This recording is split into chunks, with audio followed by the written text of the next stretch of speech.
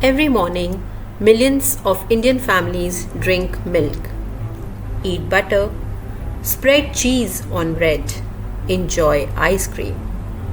But have you ever wondered who actually owns Amul? Is it owned by a billionaire? Is it owned by the government? Or is it owned by a giant corporate company? The answer will surprise you. Welcome to the fourth episode of Business Stories Behind the Textbook. In this story, we are going to learn about the fourth form of business organization, which is Cooperative Society, through the real-life example of India's most popular milk company, Amul. So the question is, who actually owns Amul? And the answer will surprise you, because one of India's biggest brands is actually owned by the lakh of ordinary farmers. Today, I'm going to tell you one of the most inspiring business stories in India. And by the end of this video, you will never forget the meaning of cooperative society again. Let's understand the problem first. Travel back to Gujarat in 1940s. Farmers wake up at 4 a.m., milk their cows, walk long distances to sell milk. But the middlemen decide the price, not the farmers. Sometimes the milk spoils, sometimes they don't get paid fairly, and sometimes they suffer losses. Now imagine this. You are working the whole day and someone else decides your income. Would that be fair? That one question changed everything. The farmers asked themselves, why should we depend on middlemen? Why not sell together? Why not become stronger together? This single question changed Indian history. And that was the birth of a cooperative. Instead of working separately, thousands of farmers joined hands. Each farmer became a member. Each member had one vote, not based on money, not based on land. One member, one vote. This is the beauty of a cooperative society. Now let's try and understand the definition of cooperative society. A cooperative society is an organization formed by people with similar needs who voluntarily join together to help each other and improve their economic well-being through mutual cooperation. Meet the man behind Amul, Dr. Verghese Kurian. This man was not a milkman. He was not a farmer. He was an engineer. Yet, he transformed India's dairy industry. He believed India does not lack milk, but it lacks proper management. And that one thought transformed India's dairy industry from small farmers to a strong nation. He did not just build an industry, he built a white revolution, a movement. And that's how the Amul model is. It starts from the farmer. The farmer is the milk producer and the member of the cooperative. Following which, there is a village society that collects all the milk and is the center managed by the elected members. After that, we have district union.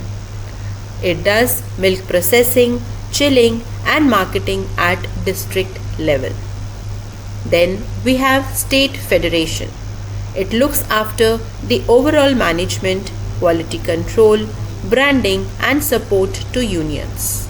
And then we have the Amul brand. It is a strong brand that delivers quality products to consumers. Did you know India was once a milk deficient country? And then came Operation Flood, supported by the Amul model. India became the world's largest milk producer.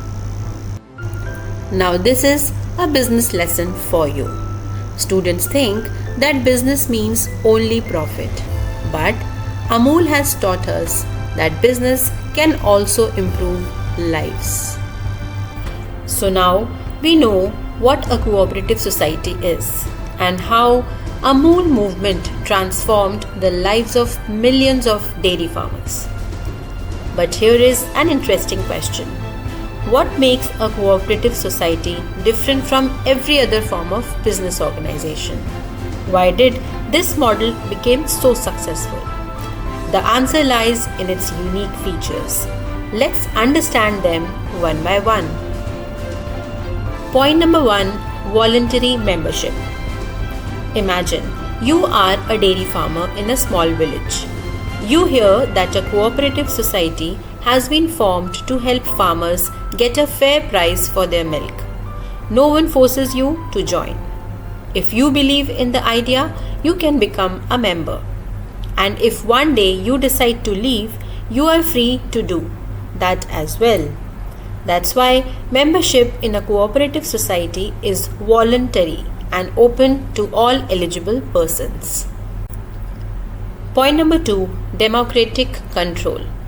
Now imagine two farmers. One supplies just 5 liters of milk every day, while another supplies 500 liters.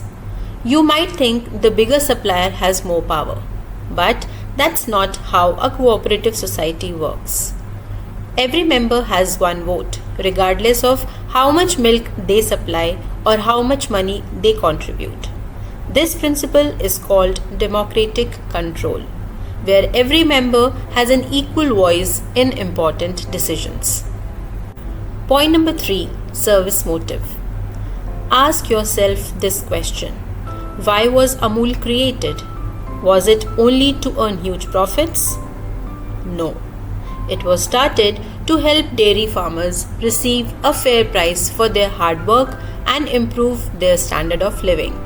That's why the main objective of a cooperative society is service, not simply maximizing profits for outside investors.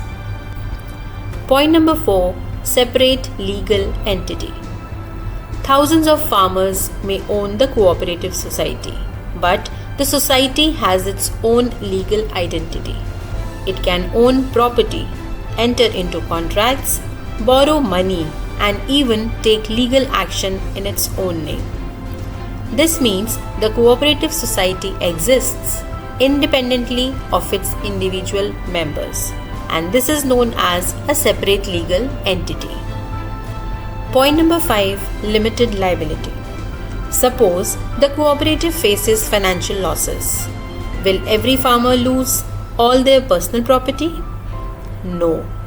The liability of each member is limited to the amount they have agreed to contribute. Their personal assets remain protected. This feature encourages more people to join the cooperative without fearing unlimited financial risk. Point number 6, continuity. Over the years, some members may retire. New farmers may join. Others may leave. But does the cooperative stop functioning? Not at all. It continues to operate and serve its members. This uninterrupted existence is called continuity, making a cooperative society a stable and long-lasting form of business organization. Now that we have understood the special features of cooperative society, it becomes much easier to answer another important question. Why do so many people choose this form of organization? These very features become its biggest strengths. So let's now look at the advantages of a cooperative society with examples from Amul itself. Point number 1, democratic control. One of the biggest strengths of a cooperative society is democratic control. Each member has an equal right to participate in decision making.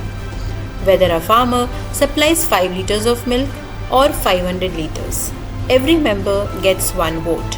This ensures fairness and equal participation. Point number 2, economic benefits. A cooperative society helps members improve their financial well-being. They receive fair prices for their products, access to better services, and may also share in the surplus earned by the society. This improves the income and standard of living of its members. Point number 3, promotes unity and cooperation. The success of a cooperative society lies in teamwork. Members work together, support one another, and share a common goal.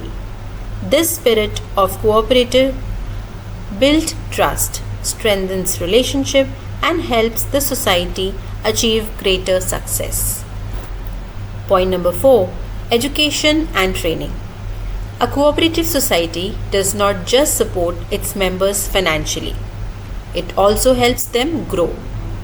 It provides education, training, and guidance so that members can improve their skills, adopt better practices, and contribute more effectively to the society. Point number 5, social welfare. Unlike many other forms of business, a cooperative society works not only for business growth but also for the welfare of its members and the community. It creates employment opportunities, supports rural development, and contributes to improving the quality of life. As they say that every coin has two sides. So in spite of so many advantages, a cooperative society has disadvantages too. Now let's try and understand the disadvantages one by one. Point number 1, lack of business experience. Since many members are ordinary people and not professional managers, they may lack the business knowledge and management skills needed to run a large organization efficiently. Point number 2, limited capital. A cooperative society mainly depends on the contribution of its members. As a result, raising large amounts of capital for expansion or new projects can be difficult. Point number 3, conflicts among members. Members may have different opinions, priorities, and interests. These differences can sometimes lead to disagreements and affect the smooth functioning of the society. Point number 4, excessive government control. Cooperative societies are governed by the specific laws and regulations. In some cases, excessive government supervision and interference may reduce their freedom to make independent business decisions. Point number 5, slow decision making. Since important decisions are usually discussed and approved by many members, the decision making process can take more time compared to other forms of business organizations. Dear champs, every chapter in business studies is actually happening around us. We just don't notice it. Today, whenever you see an Amul milk packet, remember, you are not just looking at milk.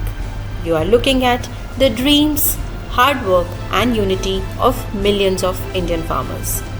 And that is the true meaning of a cooperative society. Today we discovered that a business does not always belong to one person. It does not always belong to one family. Sometimes it belongs to thousands, even millions of ordinary people working together for a common goal. And that is the true spirit of a cooperative society. The story of Amul reminds us that when people compete, one person may win. But when people cooperate, everyone can grow together. Dear champs, tell me something. Before watching this video, did you know that Amul is owned by farmers? Comment yes or no.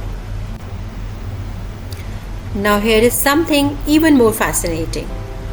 What if I told you that you don't have to be a farmer? You don't have to belong to a famous business family, and you don't even need to start your own company to become a business owner. Sounds impossible? Imagine buying just one share and becoming one of the owners of one of India's biggest business empire. In our next episode, we will uncover one of biggest mysteries in business studies. How can millions of people own the same company? What exactly is a shareholder? Who takes the decisions? And if you buy just one Tata share, do you actually become an owner? Trust me, after watching that story, you will never look at companies or the stock market the same way again. Until then, keep asking questions. Keep discovering the stories behind every business. Because here, we don't just study business studies, we live the stories behind the textbook. I'm Dhaarna, and I will see you in the next episode.